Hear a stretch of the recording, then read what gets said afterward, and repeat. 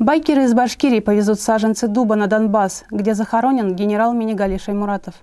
Члены уфимского мотоклуба «Ночные волки» посетили родину легендарного комдива Минигали Шаймуратова.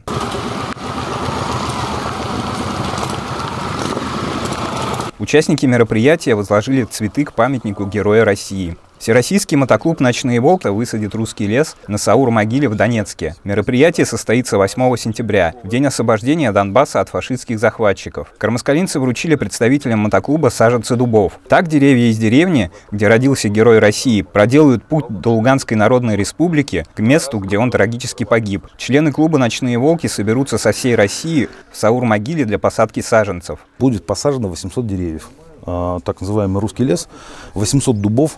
Вот эта роща, она будет посвящена, скажем так, со всей России приезжают «Ночные волки» и везут саженцы с родной земли деревья.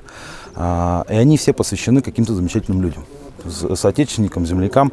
Соответственно, мы решили, что это будет символично из родной деревни генерала Шаймуратова взять саженцы дуба и посадить там. В этот раз они поедут в Луганскую Народную Республику на автомобиле. Напомним, что это уже не первая акция, организованная участниками мотоклуба «Ночные волки». В прошлом году байкеры привезли на место захоронения генерал-майора капсулу с землей из родной деревни. Минигали Мингазович Шаймуратов погиб 23 февраля 1943 года у деревни Юлино Ворошиловской области. Рейд в глубокий тыл врага стал последней боевой операцией. Он навсегда остался вдали от дома, вдали от родных. Хочется верить, что саженцы с родной деревни будут напоминать нашему герою о родной земле, о малой родине.